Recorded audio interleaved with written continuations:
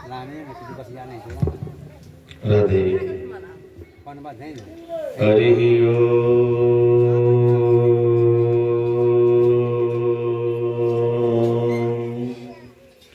स्वस्ति श्री गणेशाय नमः।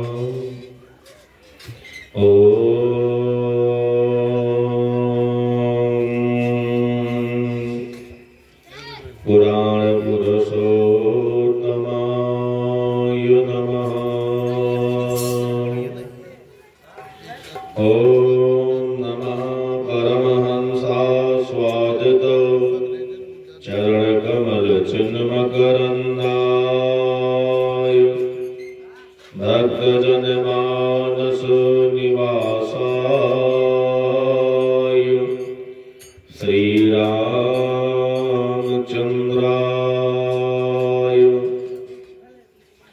वागीशायस्य वदने लक्ष्मी हृदयं तिष्ठति यस्यास्ते हृदये संवित् तं नरसिंहमहं भजे। विश्वसर्ग विसर्गादि नवलक्षणलक्षितम् श्रीकृष्णाख्यं परमधामं जगद्धामं नमामि तम्। वाञ्छाकल्पतरुभ्यश्च कृपासिन्धुभ्येव च पतितानां पावनेभ्यो श्रीवैष्णवेभ्यो नमो नमः। प्रह्लाद नारद पराशर पुण्डरीक व्यासाम्बरीश सुगशौनक भीष्मदाभ्याम् रुक्मा अंगद अर्जुन वसिष्ठ विभीषणादीन् एतानहं परम भागवतान् स्मरामि। भक्ति भक्त भगवंत गुरु चतुर्नाम बबु एक, इनके पद बंदन किए नासहि विघ्न अनेक। चार युगन में भक्त जय तिनके पद की धूल, सर्वस सिरधर राखियो मेरी जीवन मूल। काहू केवल जोग यज्ञ कुल करनी के आस, भक्त नाम माला अगर उर्वसो नारायण दास। भक्ति भक्त भगवंत गुरु चतुर्नाम बबु एक, इनके पद वंदन किए नासहि विघ्न अनेक। ब्रज 84 कोस में 4 ग्राम निज धाम, वृंदावन और मधुपुरी वर्षानो नंदग्राम। वृंदावन सो वन नहीं नंदग्राम सो ग्राम, बंसी बट सो बट नहीं श्री राम कृष्ण सो नाम। राधे तो बड़ भागनी कौन तपस्या कीन, 3 लोक तारनो तरनो सो तेरे आधीन। वृंदावन के वृक्ष को मरम न जाने कोई, डाल डाल और पात पात पर राधे राधे होय। मुक्ति कहे गोपाल से मेरे मुक्ति बताए, जा ब्रज रज मस्तक लगे मुक्ति मुक्त है जाय। मुक्ति कहे गोपाल से मेरी मुक्ति बताए, जा ब्रज रज मस्तक लगे मुक्ति मुक्त है जाय। बोले भागवत भगवान की जय।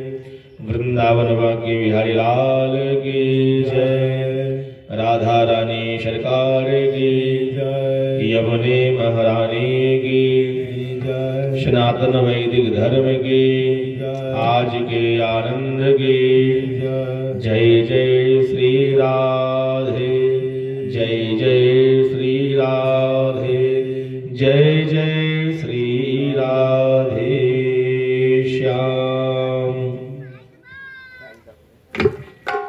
आइए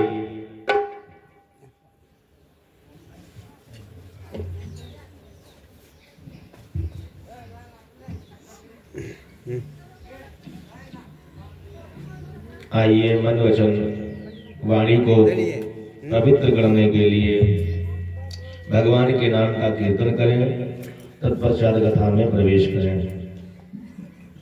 जय जय राधा रमण हरि बोल, जय जय राधा रमण हरि बोल, जय राधा रमण हरि बोल, जय जय राधा रमण हरि बोल। हरि बोल हरि बोल हरि बोल, हरि बोल हरि बोल हरि बोल, हरि बोल हरि बोल हरि बोल, हरि बोल हरि बोल। जय जय राधा रमण हरि बोल, जय जय सीता रमण हरि बोल, जय जय राधा रमण हरि बोल, जय जय सीता रमण हरि बोल। हरि बोल हरि बोल, हरि बोल हरि बोल, हरि बोल हरि बोल, हरि बोल हरि बोल। जय जय राधा रमण हरि बोल, जय जय राधा रमण हरि बोल, जय राधा रमण हरि बोल, जय जय राधा रमण हरि बोल। हरि बोल हरि बोल हरि बोल, हरि बोल हरि बोल हरि बोल, हरि बोल हरि बोल हरि बोल, हरि बोल हरि बोल। जय जय राधा रमण हरि बोल, जय जय राधा रमण हरि बोल, जय जय राधा रमण हरि बोल, जय जय राधा रमण हरि बोल। नटनागर नवल छैल रसिया, नटनागर नवल छैल रसिया, यारो मोहन मेरो मन बसिया, यारो मोहन मेरो मन बसिया।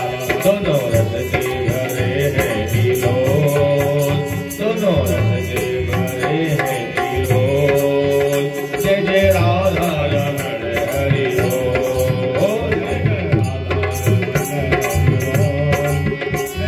रमण हरि बोल। हरि बोल हरि बोल हरि बोल हरि बोल, हरि बोल हरि बोल हरि बोल, हरि बोल हरि बोल हरि बोल।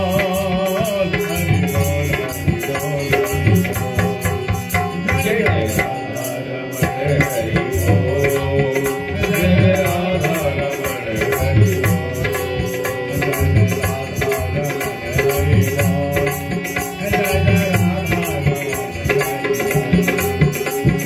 संसारन को छोड़कर अब आया तेरे द्वार, संसारन को छोड़कर अब आया तेरे द्वार। हे वृषभानु की लाडली नित मेरी ओर निहार, हे वृषभानु की लाडली नित मेरी ओर निहार। जय जय राधा रमण हरि बोल, जय जय राधा रमण हरि बोल, जय जय राधा रमण हरि बोल, जय जय राधा रमण हरि बोल। हरि बोल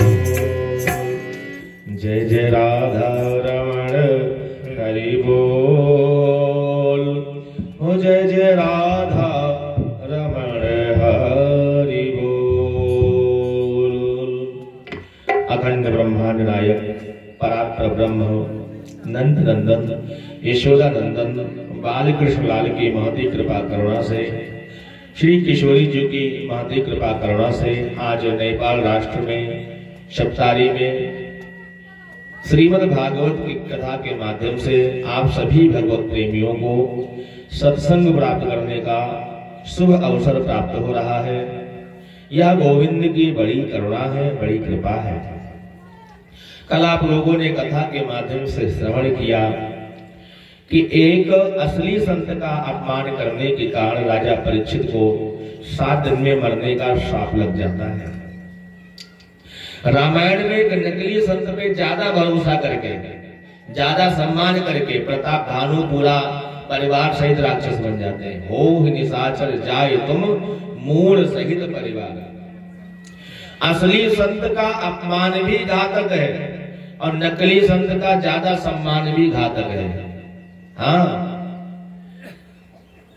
तो नकली संत का महाराज ज्यादा सम्मान मत करो और असली संत का सत्कार कभी भूल करके अपमान मत करना, क्योंकि असली संत का अगर आपने अपमान कर दिया तो आपको भयानक से भयानक विपत्ति का सामना करना पड़ सकता है। और नकली संत का ज्यादा सम्मान कर दिया तो भी आपको भयानक से भयानक विपत्ति का सामना करना पड़ सकता है। लेकिन संत ने कृपा किया, 7 दिन में मरने का श्राप जो बताया वो कृपा ही था। इतने बड़े बड़े देवर्षि, राजर्षि, ब्रह्म ऋषि का आगमन हो जाना है। ऐसे ऋषियों का दर्शन करना बड़ा दुर्लभ था। वो सारे ऋषि जब आ गए परीक्षित के पास, परीक्षित ने कहा ये मैं संतों का श्राप समझूं या उनकी करुणा और कृपा समझूं। ऐसे ऐसे ऋषियों का दर्शन बड़े भाग्य से होता है। सुखदेव जी का पूजन किया है और प्रणाम करने के बाद में जब प्रश्न किया है कि जो मरणाभिमुख है, जो मरियामाण है, जो मरण धर्मा है, जिनकी मृत्यु निश्चित हो गई है 7 दिन में मरने का, ऐसे लोगों को करना क्या चाहिए? तो भैया 7 ही दिन बने हैं, हम लोगों की भी मृत्यु 7 ही दिन में होती है। ये 8वां दिन है कोई बताओ? इतवार, सोमवार, मंगलवार, बुधवार, गुरुवार, शुक्रवार, शनिवार है ना 7 दिन? ये 8वां भी कोई दिन है। इसीलिए भागवत कथा भी 7 दिन की होती है। बोलिए जय श्री कृष्णा, बोले जय श्री कृष्णा। भगवान का नाम तो लेते रहो।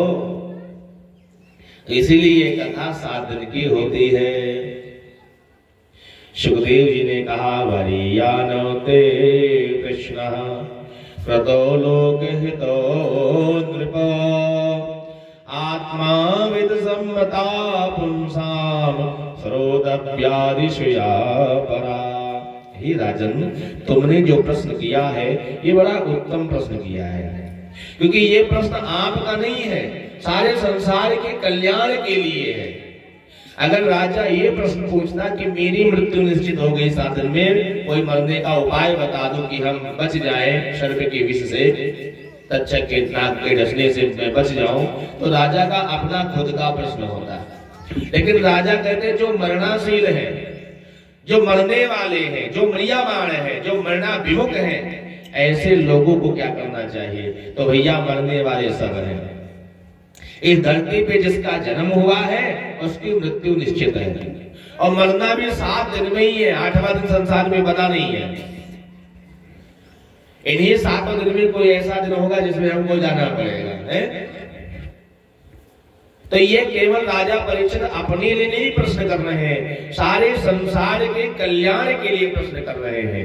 इसीलिए सुखदेव जी ने कहा, हे राजन, तुम धन्यवाद के पात्र हो। तुमने जो प्रश्न किया है ये संसार के कल्याण के लिए प्रश्न किया है। जो व्यक्ति निद्रा में, मोह की निद्रा में सो रहे हैं, जिनका जीवन केवल कुटुंब के भरण में ही लगा है, ऐसे लोग भगवान को क्या समझेंगे?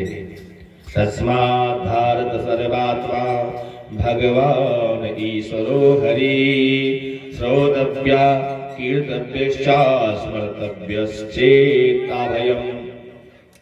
भगवान की कथा या तो पढ़ लो, विद्वान हो, पढ़े लिखो तो भागवत पढ़ लो।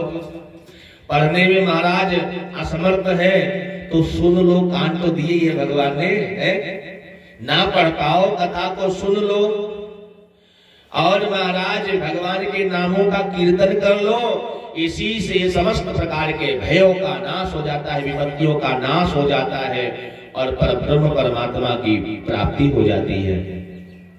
हो राम सिया राम, सिया राम जय जय राम, राम सिया राम, सिया राम जय जय राम, राम सिया राम, सिया राम जय जय राम। हो जाने बिनु ना होए परतीति, बिनु परतीति होए नहीं प्रीति, राम सिया राम, सिया राम जय जय राम, राम सिया राम, सिया राम जय जय राम, राम सिया राम, सिया राम जय जय राम, राम सिया राम, सिया राम जय जय राम। तस्मद् भारत सर्वात्मा भगवानो ईश्वरो हरि, श्रोतव्या कीर्तव्यश्च स्मर्तव्यश्चेताभयम्।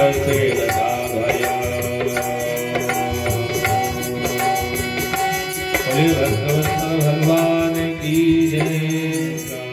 तो जब तक परमात्मा को जानोगे नहीं तब तक उससे प्रीति नहीं हो सकती है।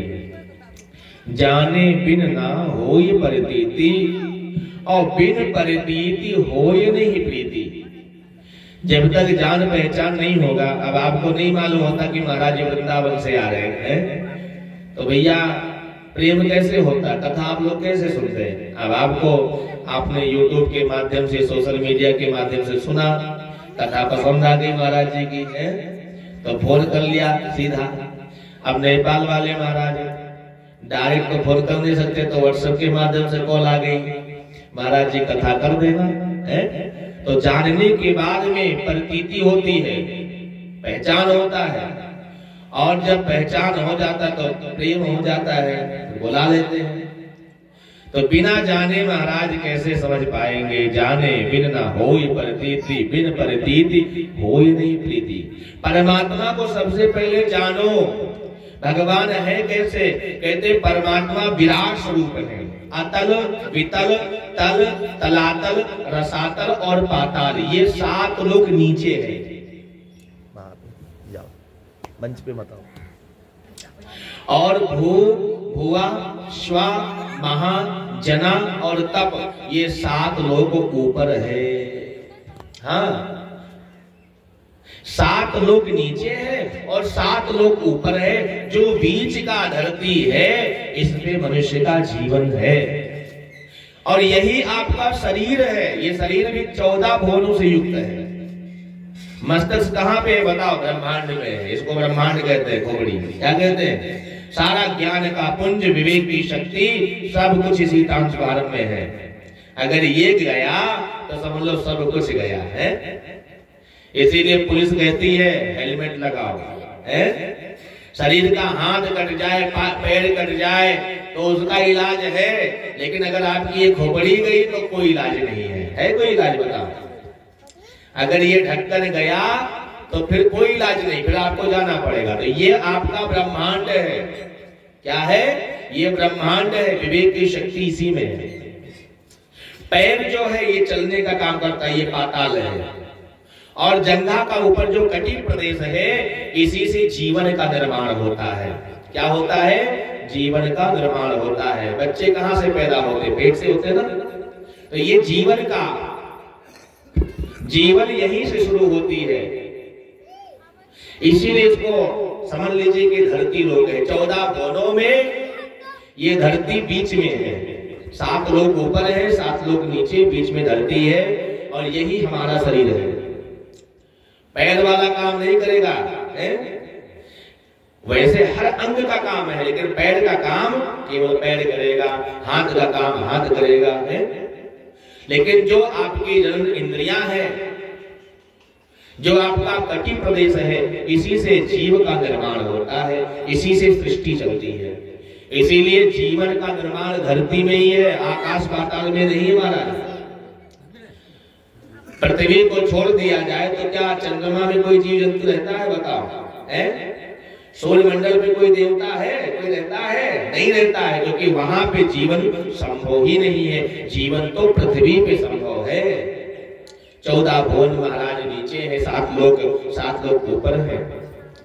विभिन्न प्रकार के देवताओं का सबसे पहले सत्यो मुक्ति का वर्णन किया गया है, फिर क्रम मुक्ति का वर्णन किया गया है। सत्यो मुक्ति का मतलब साक्षात भगवान की प्राप्ति कर लो, निराकार ब्रह्म की सेवा करो, अष्टांग योग का, और अष्टांग योग के माध्यम से यम, नियम, आसन, प्राणायाम, प्रत्याहार, धारणा, ध्यान और समाधि, इन अष्टांग योगों को ग्रहण करने के बाद में आपको जितासनो जित श्वासो जित संगो जितेंद्रिया स्थूलो भगवतो रूपो मनोसंधार योग विहार, ऐसे ब्रह्म का चिंतन करना चाहिए। पहले आसन जीतना चाहिए है? लेकिन किनकी? परमात्मा की। परमात्मा का एक रूप नहीं है, परमात्मा के बड़े रूप है महाराज। भगवान का पाने का उपाय बाद में बताएंगे। पहले यह बता दूं कि आप लोग जिनको जो चाहते हो उनको क्या क्या फल मिले हैं। देखो, किसी को वैदिक ज्ञान चाहिए, वैसे ब्राह्मणों के लिए वैदिक ज्ञान की जरूरत होती है। वेद का ज्ञान चाहिए तो भगवान ब्रह्मा की पूजा करो। भगवान ब्रह्मा और माता गायत्री की कृपा से वैदिक ज्ञान प्राप्त हो जाता है। अगर वेद का ज्ञान चाहते हो तो ब्रह्मा जी और गायत्री माता की पूजा करना होगा, तो आपको वेद का ज्ञान प्राप्त हो जाएगा। किसी ने कहा महाराज बहुत हम निर्बल हैं, बलवान बना दो, मोटे तगड़े बिल्कुल बढ़िया शरीर में बल हो जाए, ऊर्जा हो जाए। जिनको बल चाहिए वो भगवान इंद्र की पूजा करे। क्या? इंद्र की पूजा करने से व्यक्ति बलवान हो जाता है।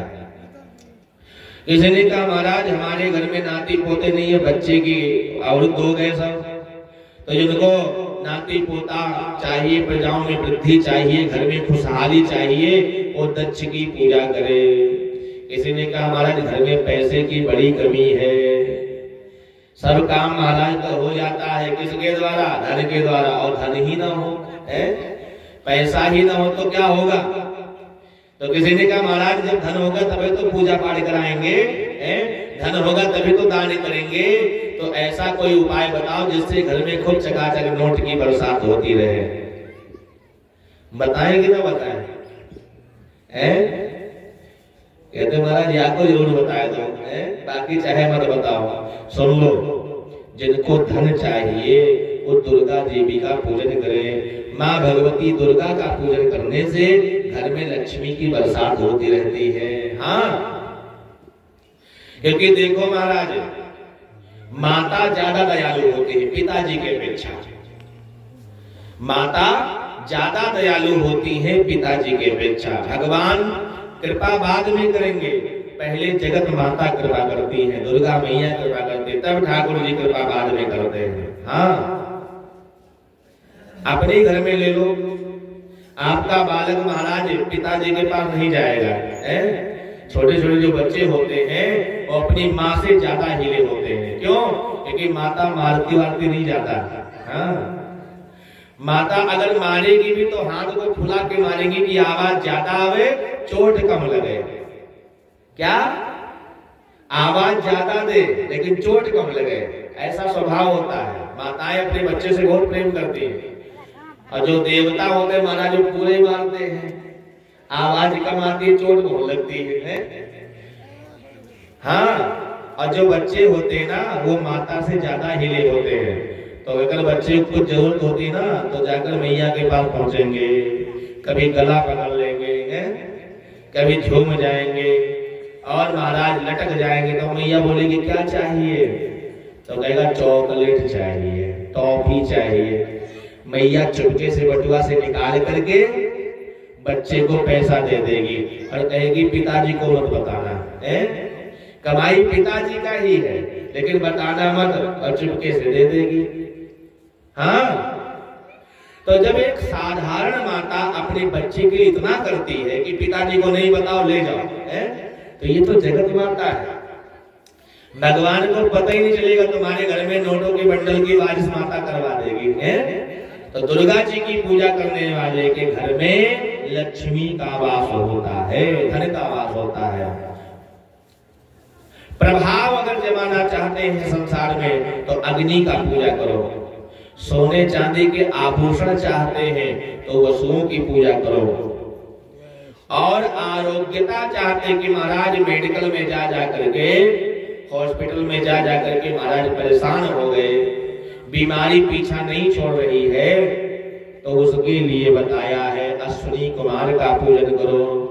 देवताओं के डॉक्टर का नाम है अश्विनी कुमार। अश्विनी कुमार की पूजा करने से आपकी आयु लंबी होती है और रोगों का नाश होता है।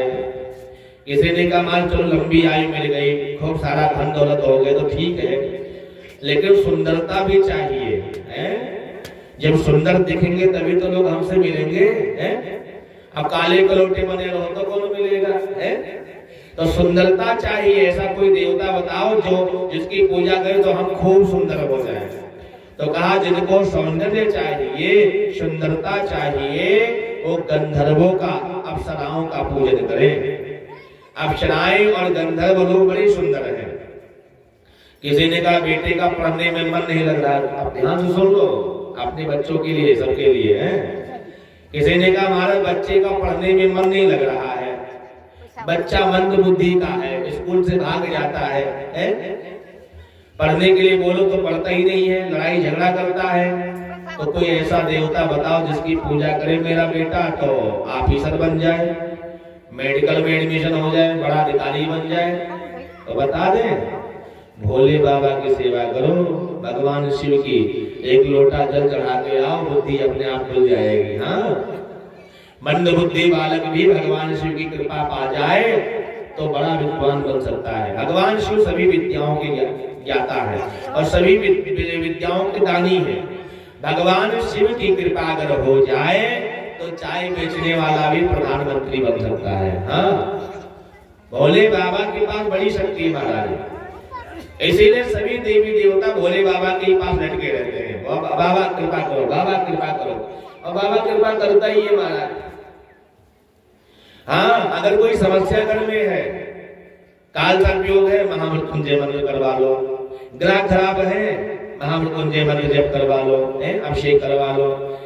कोई भी महाराज समस्या है तो भोले बाबा के पास जाना पड़ता है। तो अगर आपका बालक एक लोटा जल चढ़ा रहा है, अगर आप एक लोटा जल चढ़ा रहे हैं भोले बाबा के पास, तो कहते हैं एक लोटे जल में ही भोले बाबा सारा कष्ट दूर कर देते हैं। हाँ, भगवान शिव सभी कष्ट को दूर करने वाले हैं और विद्या प्रदान करने वाले हैं, बड़े बड़े पद को प्रदान करने वाले हैं। किसी ने कहा ये तो सभी देवता अलग अलग है। एक बात और बता रहा हूँ, भगवान शिव भी मोक्ष देने वाले हैं, माता दुर्गा भी मोक्ष देने वाली है, ऐसी बात नहीं है। किसी ने कहा मुक्ति चाहिए, सब कुछ चाहिए, क्या करें? हमको धन विद्या पराक्रम सब कुछ चाहिए। तो कहा एक ही उपाय है, अगर सब चाहिए तो अकामा सर्व कामो वा मोक्ष काम उदारधि तीव्रेण भक्ति योगेन यजेता पुरुषम परम। पर ब्रह्म परमात्मा श्रीमन नारायण भगवान विष्णु की जो पूजा करता है उसको सब कुछ मिल जाता है। विद्या भी मिल जाती है, बल भी मिल जाता है, लक्ष्मी मैया भी कृपा कर देती है, सोना चांदी भी मिल जाता है, आयु भी बढ़ जाता है, सब कुछ मिल जाता है, स्वरूप भी मिल जाता है। सब चाहिए तो भगवान नारायण की सेवा करो, कन्हैया की पूजा करो। और अलग अलग देवताओं के अलग अलग चीज चाहिए तो अलग देवताओं का पूजन करो। सबका इलाज केवल ठाकुर जी है। एक ही साधे सब सदे, सब साधे सब जाए। तो केवल हमारे ठाकुर की सेवा करो, कन्हैया कृपा कर देगा महाराज, तो सब कुछ मिल जाएगा। तो भगवान का पाने का उपाय क्या है? कहते हैं भगवान को पाने का एक ही उपाय है, पहले आसन को जीतो और जब आसन पे विजय प्राप्त हो जाए तो अपनी सांसों को चढ़ाना सीखो, सांसों पे विजय प्राप्त करना चाहो। और जब सांसों पे विजय प्राप्त हो जाए तो बुरे लोगों का, जो दारू शराब पीते हैं, मांस मदिरा खाते हैं, नास्तिक हैं, व्यभिचारी हैं, दुष्ट हैं, दुराचारी हैं, ऐसे लोगों का त्याग कर दो, भगवान के भक्तों का साथ कर लो। भगवान के भक्तों का साथ कर लो। फिर जैसे कछुआ अपनी सारी इंद्रियों को समेट लेता है, वैसे अपने सारी इंद्रियों को समेट करके भगवान के चरणों में अपना मन लगा दो। फिर स्थूल रूप से, सूक्ष्म रूप से परमात्मा का चिंतन करो। आपके मन में ही भगवान है, उस मन में भगवान को खोजो। भगवान कहीं बाहर नहीं है, भगवान आपके हृदय में बैठे हैं। मोको बंदे कहाँ ढूंढता, मैं तो तेरे पास हूँ। भगवान आपके पास ही है, ढूंढने योग्य नहीं है। अपने हृदय में झांक करके देखो, हमारा कन्हैया तो मुरली आपके हृदय में बजा रहा है। हाँ, अपने मन का संधान करोगे तो आपके मन में ठाकुर बैठा है, परमात्मा आपके हृदय में ही है। और ऐसे भगवान का यजन करना चाहिए, चिंतन करना चाहिए। वो परमात्मा सब कुछ देने लायक है, सब देने में समर्थ है। आप लोग कथा सुन रहे हो, आप लोग को देख करके देवता लोग महाराजों पर देख रहे हैं और बड़े महाराज गुस्सा हो गए। तो देवता लोग कहते हैं, राम नाम नहीं हृदय धरा, जैसा पशुआ वैसा नरा। राम नाम नहीं हृदय धरा, जैसा पशुआ वैसा नरा। राम नाम नहीं हृदय धरा, जैसा पशुआ वैसा नरा। राम नाम नहीं हृदय धरा, जैसा पशुआ वैसा नरा। पशुआ आवे पशुआ जावे, पशुआ रहे पशुआ खाए। पशुआ आवे पशुआ जावे, पशुआ रहे पशुआ खाए। पशुआ ओजन कर खाए, पशुआ को जंगल कर आए। पशुआ ओजन कर खाए, पशुआ को जंगल कर आए। राम नाम देना भी प्रीति, जन गया पशुआ की नाई। राम नाम रामा रहे भाई, जन गया पशुआ की नाई। राम नाम देना भी प्रीति, यही समय पशुओं की रीति। राम नाम देना भी प्रीति, यही समय पशुओं की रीति। राम नाम नहीं हृदय धरा, जैसा पशुआ वैसा धरा। पशुआ रहे पशुआ खाए, पशुआ रहे पशुआ खाए। नर पशुआ उत्तम कर खाए, और पशुआ तो जंगल चल जाए। हो ना राम नाम लीनो, ना कृष्ण नाम लीनो। तूने भरी जवानी में, तू डूब के मर जा रे चुल्लू भर पानी में। तू डूब के मर जा रे चुल्लू भर पानी में। ना राम नाम लीनो, ना कृष्ण नाम लीनो। तूने भरी जवानी में, डूब के मर जा रे चुल्लू भर पानी में। डूब के मर जा रे चुल्लू घर पानी में, आकायो माटी में, मिल जाए वो माटी में, आलायो माटी में, मिल जाए वो माटी में, एक दिन काया तेरी रस जाएगी माटी में, एक दिन काया तेरी रस जाएगी माटी में। पानी को बबूला है, पानी को बबूला है, मिल जाए वो पानी में, तू डूब के मर जा रे चुल्लू भर पानी में, तू डूब के मर जा रे चुल्लू भर पानी। ना राम नाम लीन हो, ना राम नाम लीन हो, उन भरी जवानी में, चुल्लू भर पानी में, मर जाए चुल्लू भर पानी में। क्यों करता मेरा मेरा, यहाँ कुछ भी नहीं है तेरा, क्यों करता मेरा मेरा, यहाँ कुछ भी नहीं है तेरा। एक दिन होगा भैया तेरा मरघट में डेरा, एक दिन होगा भैया तेरा मरघट में डेरा। क्यों करता मेरा मेरा, यहाँ कुछ भी नहीं है तेरा, क्यों करता मेरा मेरा, यहाँ कुछ भी नहीं है तेरा। एक दिन होगा भैया तेरा मरघट में डेरा, एक दिन होगा भैया तेरा मरघट में डेरा। कुछ कमाई के ले जा रे, कुछ कमाई के ले जा रे, ऐसी ही जिंदगानी में, तू डूब के मर जा रे चुल्लू भर पानी में, तू डूब के मर जा रे चुल्लू भर पानी। ना राम नाम लीन हो, ना कृष्ण नाम लीन हो, तूने भरी जवानी में, मर जाए चुल्लू भर पानी में, चुल्लू भर पानी में।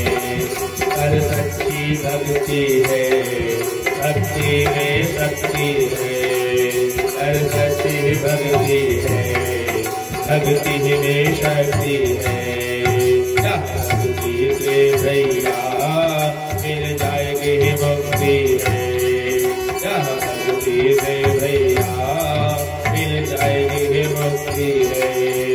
तेने वालापन खोयो, तेने वालापन खोयो, सारो जीवन खोयो, सारो जीवन खोयो, यूं आना कहानी में, तू डूब के मर जा रे चुल्लू भर पानी में, तू डूब के मर जा रे चुल्लू भर पानी में।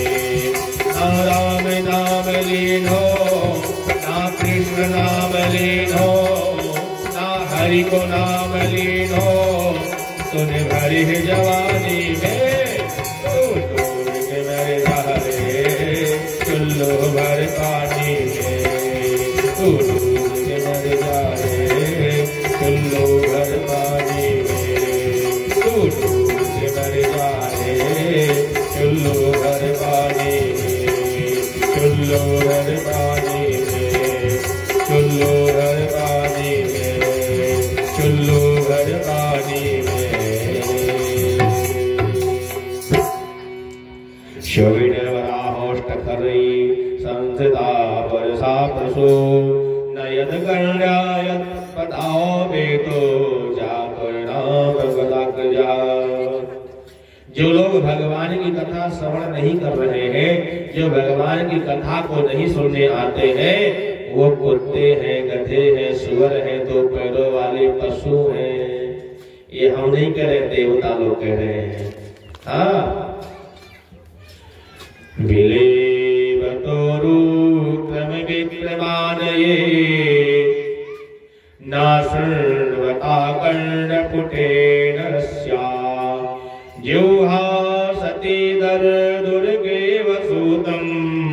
नचो बगाय दुर्गाय गाता। ऐसे नराधम जो भगवान की कथा नहीं सुनते हैं, भगवान के चरणों में जिनका माथा नहीं झुकता है, उनका सिर बोझ है। जिनका हाथ भगवान के आगे नहीं जुड़ता है, उनका हाथ मुर्दे के हाथ के समान है। जिनके नेत्र से भगवान के स्वरूप का झांकी का दर्शन नहीं करता है, उनका आंख मोर के नेत्र, मोर के पंख के नेत्र के समान है। जिनके वृक्ष तीर्थ यात्रा नहीं करने जाते हैं, भागवत कथा पंडाल तक नहीं आते हैं, ऐसे लोगों का पैर जो है वो वृक्ष के समान है। कथा सुनने के बाद में जिसके हृदय में भगवान की प्रेम ना उमड़े, भगवान की भक्ति ना उमड़े, ऐसे मनुष्यों का हृदय पाषाण है। ऐसे नराधम को बार बार धिक्कार है, ऐसे नराधम को बार बार धिक्कार है। ये हम नहीं कह रहे हैं, ये कौन कह रहा है? देवता लोग गाली दे रहे हैं। आप लोग बहुत अच्छे हैं, जो कथा सुनने नहीं आ रहे ना उनको दे रहे हैं। हाँ, उनको सुना रहे देवता लोग। बोले भक्त वत्सल भगवान की। विराट भगवान की स्तुति किया गया है। 24 अवतारों की कथा है, 14 भुवनों का वर्णन किया गया है, पुराण संबंधी प्रश्न बताया गया है। प्राहं भागवतं नाम पुराणं ब्रह्मो संहितं ब्रह्मणे भगवत प्रोक्तं ब्रह्मकल्पोपागते। श्रीमद् भागवत साक्षात भगवान है, ये कोई पोथी पुराण नहीं है। भागवत साक्षात भगवान है, क्योंकि भागवत कथा सुनने से ही भगवान मिल जाते हैं। क्या? भागवत कथा सुनने से ही भगवान मिल जाते हैं। भागवत कथा सुननी कैसे चाहिए? कहते हैं अपने आंखों को तो ठाकुर जी की पोथी की तरफ लगा लो, आंखों को पोथी की तरफ रख लो, क्योंकि पोथी भगवान है ना, लड्डू गोपाल बैठे हैं।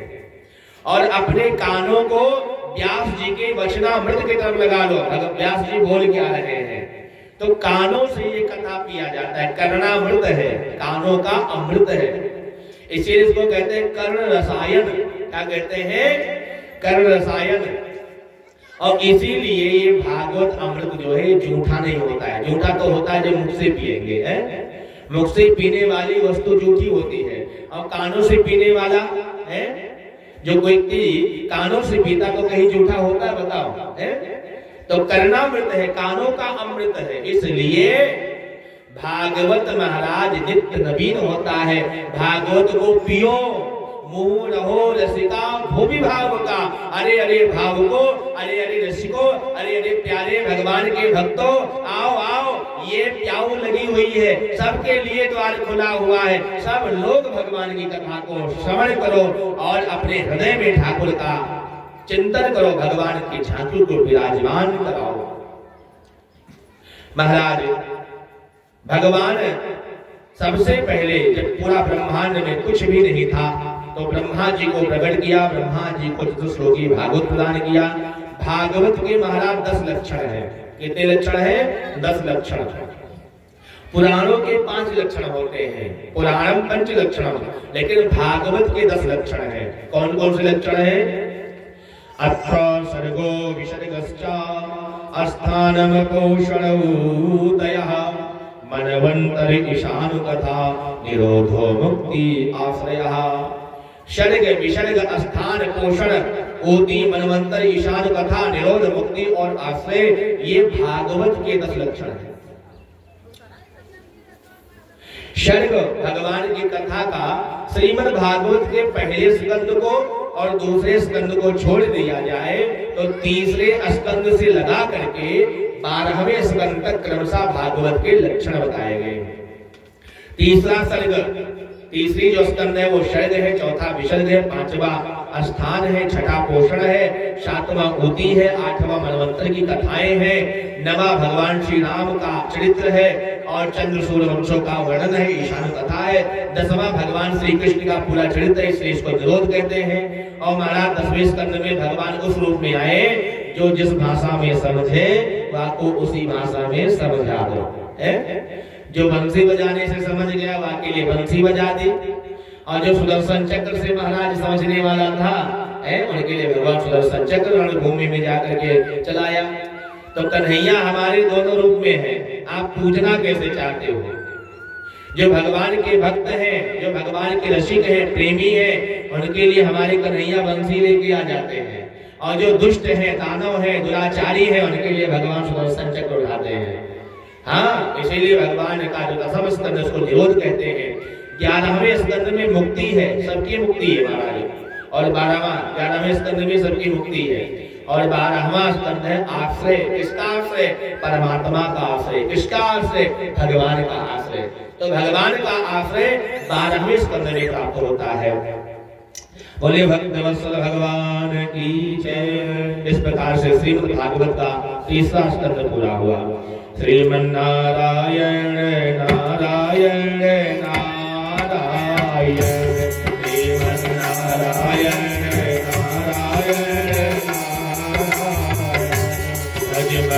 नारायण नारायण, नारायण नारायण नारायण,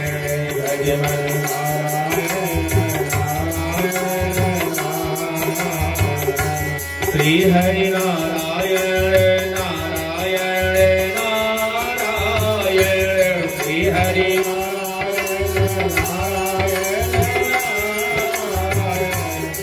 श्री नारायण नारायण नारायण, भद्री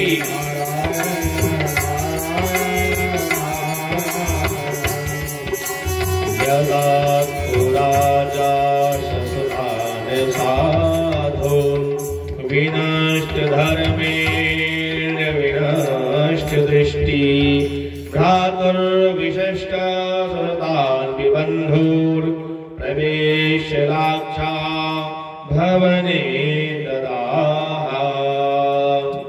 महाभारत में महाराज महाभारत का काल है जब पांडवों को मारने के लिए कौरव लोग षड्यंत्र रचा, लाक्षागृह का निर्माण किया कि पांडवों को उसी में जलाकर मार दिया जाए। तो ये बात विदुर जी को पता चल गया, और विदुर जी जाकर के धृतराष्ट्र को समझाया है। कहा महाराज, नीति तो यह कहती है कि अगर घर में एक नालायक बेटा हो जाए और उस बेटे के कारण पूरा परिवार नष्ट हो रहा हो, तो ऐसे बेटे का त्याग कर देना ही भलाई है। उसको छोड़ दो उसके जीवन में, अब वो जैसा चाहे वैसा करे। ऐसे लोगों का त्याग कर देना उचित है। अगर एक घर के कारण पूरा गांव नष्ट हो रहा हो तो उस घर का त्याग कर देना चाहिए। ये नीति कहती है। तुम्हारे घर में जो दुर्योधन नाम का पुत्र है, ये नासुर बन के आया है, सारा कुलवंशियों का सर्वनाश कर डालेगा। अभी भी कुछ बिगड़ा नहीं है। पांडव निर्बल नहीं है, असहाय नहीं है। पांडव इतने बलवान हैं, अर्जुन अगर गांडी उठा ले तो भगवान शिव भी एक बार विवश हो जाएंगे सोचने के लिए युद्ध करने से पहले। भीम की गदा के प्रचंड प्रहार से महाराज अच्छे अच्छे धराशायी हो गए। पांचों पांडव अगर हथियार उठा ले तो धरती पे कोई बचेगा नहीं महाराज। उनको कमजोर मत समझो, वो न्याय को देखते हैं।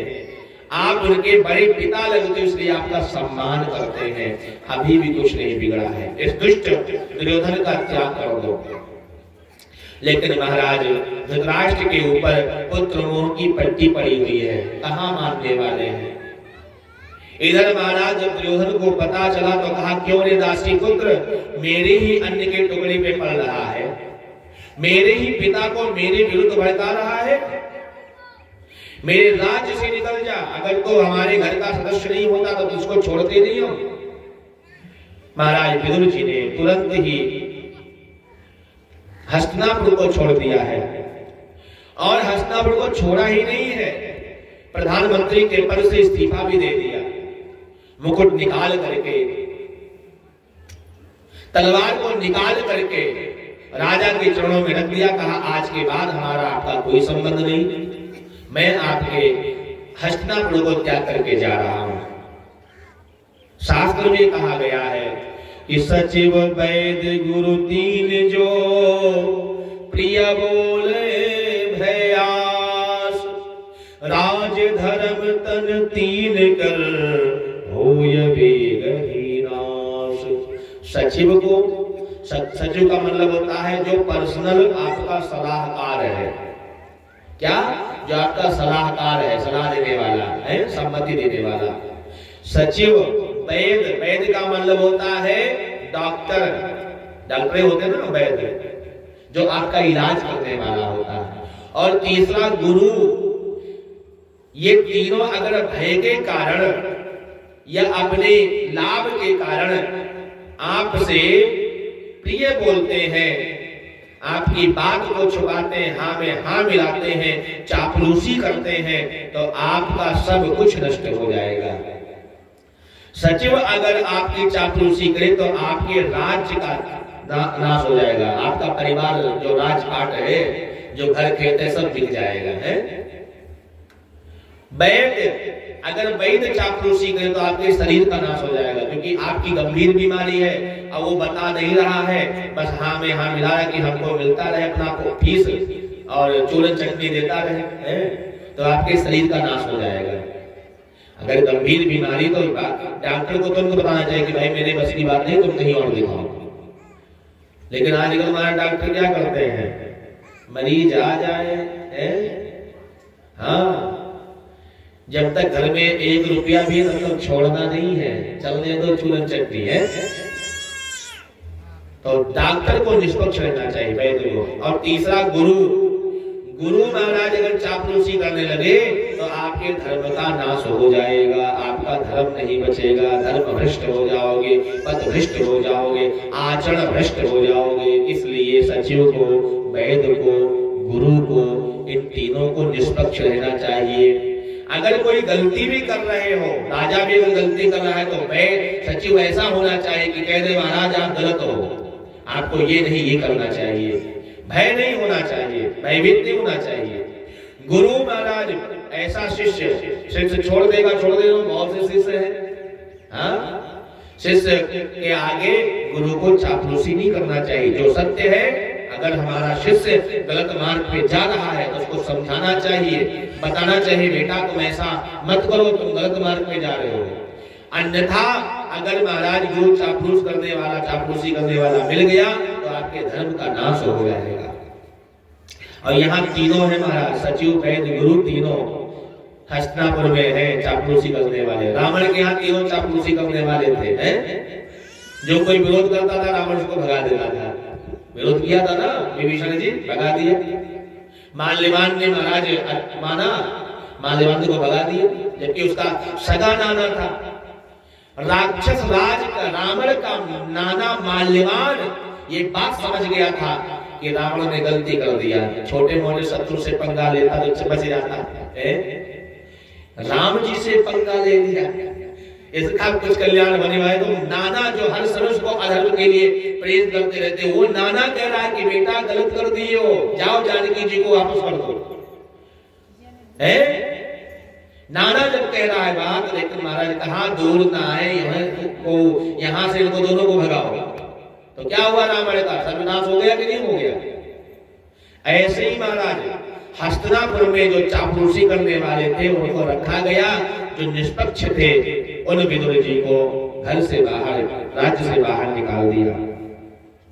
और विदुर निकल गए तो समझ लो सब लोग आयुहीन हो गए, क्योंकि विदुर ही एक ऐसा धर्म था जिससे कौरव बचे हुए थे।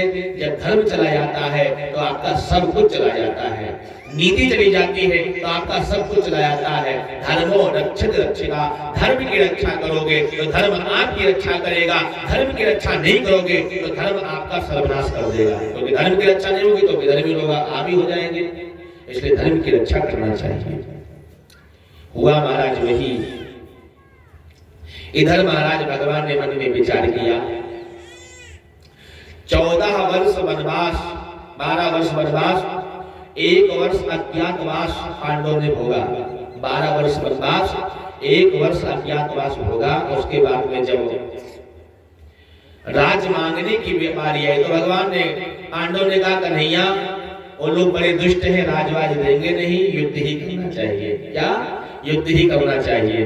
भगवान द्वारकाधीश ने कहा एक बार हम भी प्रयास कर लें, आप लोगों ने तो खूब प्रयास किया है, हम भी जाके दूत बन के जाए हैं।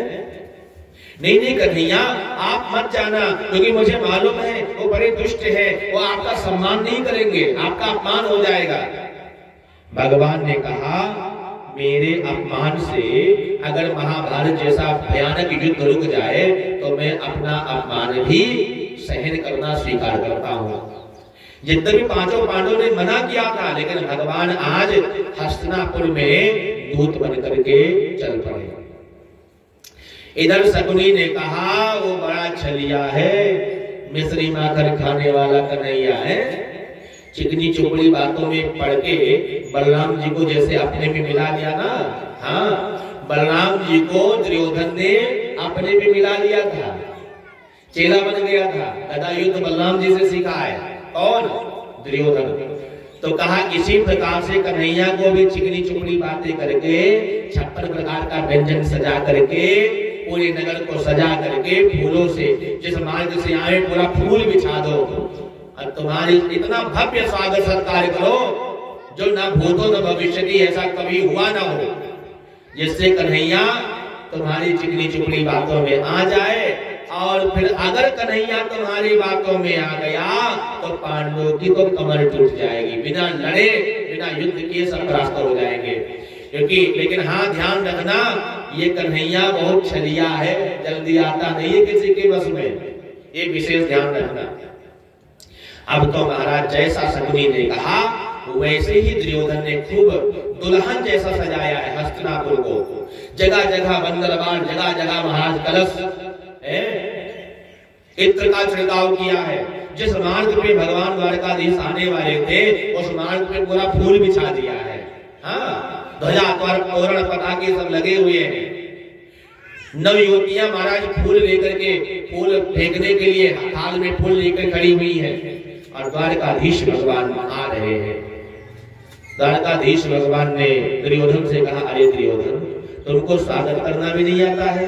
अरे हम किसी देश के राजा महाराजा थोड़े हैं, हम तो दूत बन के आए हैं। नहीं नहीं प्रभु, आप भले ही दूत बन के आए हो, लेकिन आप हमारे बुआ के लड़के हो, मामा के लड़के हो ना, तो आप हमारे भी हमारे एक तरीके से नातेदार रिश्तेदार हैं, तो उसी के लिए रिश्तेदार है ना, इसीलिए हम सम्मान कर रहे हैं। मेहमानों का सम्मान किया जाता है। भगवान समझते हैं कितना सम्मान कर रहा है ना, क्योंकि भगवान तो हृदय देखते हैं। भोले बाबा फिर भी भोले भाले हृदय देते हैं महाराज। हाँ, एक लोटा जल चढ़ाया तो शाम मिल गया। कन्हैया हमारा ऐसा नहीं है, ध्यान से सुन लो। माखन मिश्री खिलाते रहो, रोज स्नान कराते रहो, तरह तरह कपड़े पहनाते रहो, सोना चांदी हीरे मोती के मुकुट बनवा के लगाते रहो, लेकिन कन्हैया जल्दी रिश्ता नहीं है, आपके हृदय को देखता है। अगर आपका हृदय भाव पवित्र है तब तो महाराज भगवान रीझेंगे, अन्यथा खिलाते पिलाते रहो देखेगा नहीं। तो हमारा कन्हैया ऐसा है। दुर्योधन के तो मन की दशा भगवान देख रहे हैं कि इसका मन कैसा है, और भगवान दुनिया ठाकुर को देख रही है। ठाकुर देख रहे हैं हमारे विदुर काका कहाँ है, क्योंकि विदुर काका को छोड़ के चले गए थे, राज्य को छोड़ दिया था। विदुर एक कोने में खड़े थे, विदुरानी के साथ में भगवान की नजरें वहीं पहुंच गई। विदुर ने कहा देखो देखो हमको कन्हैया देख रहा है। विदुरानी ने कहा लाखों करोड़ों की भीड़ में तुमको कहाँ देखेगा? नहीं नहीं देख तो सही। देखा, ओहो कन्हैया मुझको ही देख रहा है। और इशारे में कन्हैया ने कह दिया काका भोजन तो आप ही के यहाँ करूंगा। हाँ, भोजन तो आप ही के यहाँ करेंगे। आज महाराज समस्त हस्तिनापुर वासी आए हैं राजसभा में, क्योंकि आज पांडवों के भाग्य का निर्णय होने वाला है। भगवान आए हैं शांति का प्रस्ताव लेकर, शांति दूत बनकर आए हैं। भगवान का सिंहासन लगाया गया और सभी हस्तिनापुर के महाराज जितने भी रथी अरथी महारथी सब बैठे हैं। भगवान ने केवल एक बात कहा है। पहले तो प्रणाम किया धृतराष्ट्र को और कहा महाराज पांडव युद्ध नहीं करना चाहते हैं, पांडव धर्म पे चलने वाले हैं, शांति प्रिय हैं, उनको शांति चाहिए। पांडव अपने ही परिवार का खून नहीं बहाना चाहते हैं। पांडव को मैं बना लूंगा, पांडव को तो केवल 5 गांव दे दो। क्या 5 गांव दे दो, 5 ही गांव में पांडव लोग अपना गुजर बसर कर लेंगे, वो अपनी परिजनों पे हाथ नहीं उठाएंगे, शस्त्र नहीं उठाएंगे। मैं द्वारकाधीश श्री कृष्ण प्रतिज्ञा करता हूँ, अगर तुमने 5 गांव दे दिया तो मैं 5 गांव में 5 पांडवों को संतुष्ट कर लूंगा। दुर्योधन ने कहा 5 गांव? हे द्वारकाधीश, भांग पी के आए हो क्या है? उन पांडवों को मैं 5 गांव बिना युद्ध के सुई जितनी नोक जमीन होती ना उतना भी नहीं दूंगा। 5 गांव तो छोड़िए, सुई की नोक जितनी खोदने में जमीन होती है उतना भी जमीन नहीं दूंगा बिना युद्ध के। भगवान ने कहा दुर्योधन, तुम अपनी माता जो शिव भक्ता माता गांधारी है उसको अपने सौ पे विलाप करने के लिए क्यों आमंत्रण दे रहे हो? तुमको युद्ध के बारे में पता है? जब युद्ध होता है तो देश की अर्थव्यवस्था नष्ट भ्रष्ट हो जाती है, बड़े बड़े राज नष्ट हो जाते हैं, लाखों माताएं विधवा हो जाती हैं, लाखों माताओं का गोद उजड़ जाता है, ऐसी भयंकर तबाही आती है कि वो राज उतना संभल नहीं पाता। इसलिए युद्ध से सब लोग बचते हैं, युद्ध विकल्प नहीं है। हे धृतराष्ट्र, अपने इस नादान बालक को समझा लो, अन्यथा महाभारत जैसा भयंकर युद्ध होगा, उसका दोष सब लोग तुमको ही देंगे। दुर्योधन ने कहा, हे द्वारकाधीश, क्या बोल रहे हो? मेरे सभा में आकर मेरे पिता को मेरे समक्ष भड़का रहे हो, मेरे माता के बारे में तुम बोल रहे हो। अगर तुम दूत नहीं होते, भगवान ने कहा तो क्या कर लेते हैं? अगर तुम दूत नहीं होते तो तुम्हारी जीवा खींच लेते, और क्या कर लेते? कहा तुमको हाथों में हथकड़िया, पांव में बेड़िया डालकर काल कोठरी में डाल देते। भगवान ने कहा जिसका जन्म 7 खाने वाले कोठरी में हुआ हो, काल कोठरी में, जब मामा मेरा कुछ ना बना बिगाड़ पाए, हथकड़िया धरी के धरी रह गई, पांव की बेड़िया धरी के धरी रह गई, और जब मामा 7 खाना वाला काल कोठरी बना करके कुछ नहीं कर पाए, तो हे मूर्ख नादान दुर्योधन, तो प्रयत्न करके देख ले। और ये कहकर भगवान जब राज्यसभा से जाने लगे, उसी समय कहा, सैनिकों, इस ग्वालिया को बंदी बना लो, ले जाओ काल कोठरी में डाल दो। महाराज उसी समय सेना हथकड़िया लेकर, बड़े बड़े जंजीर लेकर के चल पड़े, और जैसे चल पड़े भगवान सुदर्शन चक्र का आवाहन किया है। अतल वितल तल तलातल रसातल पाताल भूल भुआसा अखंड ब्रह्मांड भगवान की श्री विग्रह में स्थित हो गया। भगवान का लपलपाता हुआ चंद्रहास जैसा खड़ग आ गया है। भगवान की महाराज कौमुदगी गदा आ गई है। भगवान का महाराज 5 जन शंख आ गया है। भगवान का ब्रह्मांड को चीरता फाड़ता करोड़ों सूर्य का ताप लेकर सुदर्शन चक्र आ गया, और कहा प्रभु आज्ञा दो, सारे संसार का प्रलय कर दो। भगवान का भी समय नहीं आया है। सारे के सारे कुलवंशी जितने भी रथी अतिरथी महारथी थे सब मूर्छित हो गए। और भगवान को जब इस प्रकार से विराट रूप देखा है, शकुनी ने कहा क्या करता है मूर्ख, ये बहुत मायावी है, छलिया है, जाके चरणों में गिर जा, माफी मांग ले, क्षमा मांग ले। भगवान के चरणों में आकर के दुर्योधन गिर जाता है, प्रभु मुझे क्षमा कर दो, मुझसे गलती हो गई। भगवान का क्रोध शांत हो गया। भगवान चाहते तो उसी समय सब निपटा देते, लेकिन भगवान का क्रोध शांत हो गया। और जब क्रोध शांत हो गया, भगवान ने कहा अब तो जो होना है वो होगा। जिसके ऊपर भगवान ही टेढ़ी ढुंडी से देख ले, वो कोई बचने वाला है। भगवान तो उसी समय जितने भी कौरव पांडव, जितने भी पांडव थे, कौरव थे, कुरुवंशी, जो भी उस सभा में बैठा हुआ था, भगवान की दृष्टि मां से सबकी आयु खत्म हो गई। अब केवल मुर्दे हैं दिखने के लिए, निमित्त है, केवल दिख रहे हैं, जीवित नहीं है। भगवान स्वयं महाकाल है, महाकाल की दृष्टि बढ़िया तो कौन बचेगा? दुर्योधन ने कहा कि प्रभु हमसे अपराध हो गया, मैं बहुत मुंह फट बालक हूँ, लेकिन क्या करूं, मेरा हृदय बहुत अच्छा है। मुंह फट तो हूँ, मेरे हृदय अच्छा है, मैं हृदय का बहुत साफ हूँ। भगवान ने कहा तो दिख ही रहा है तो कितना साफ है? प्रभु मेरी मैया ने 56 प्रकार का सोने में व्यंजन, सोने के थाल में व्यंजन बनाया है, तनी थोड़ा सा जीव लो, प्रसाद खा लो, भोजन करके तब जाना।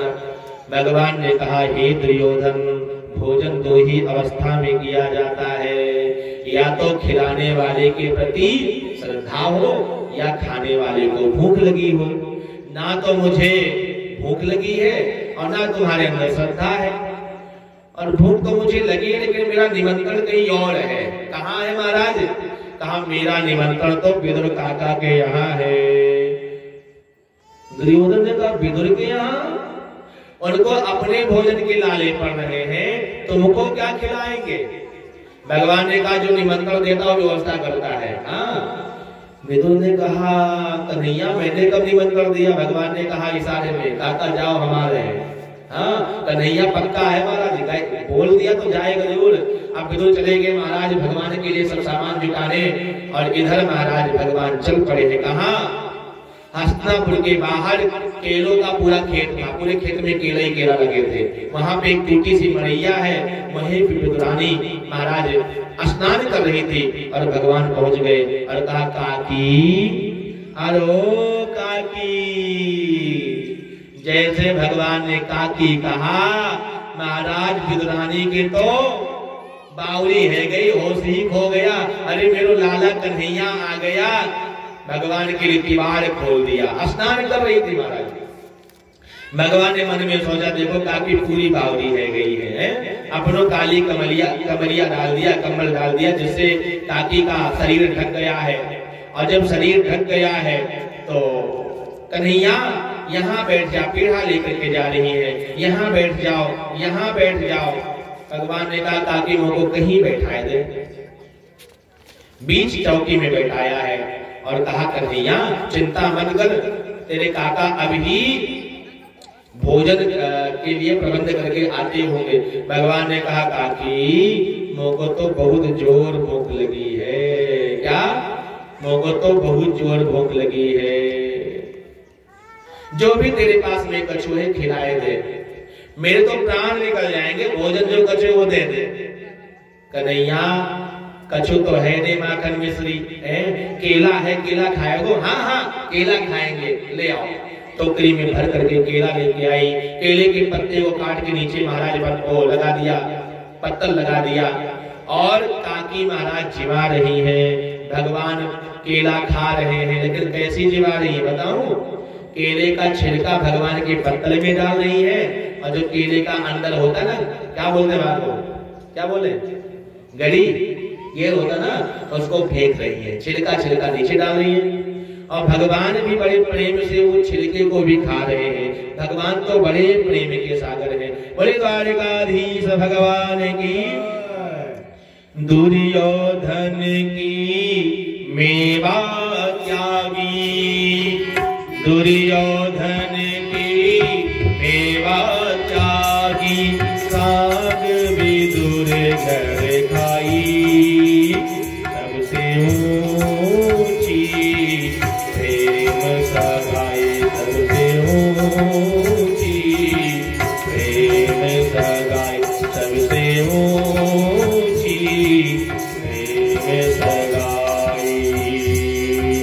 दुर्योधन की मेवा त्यागी, दुर्योधन की मेवा त्यागी, साग विदुर घर खाई, सबसे ऊंची प्रेम सगाई, सबसे ऊंची प्रेम सगाई।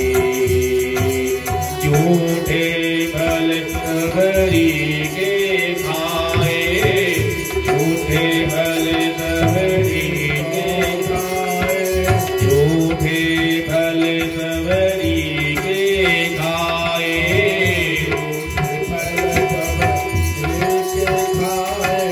बहुविध स्वाद बताई, सबसे ऊंची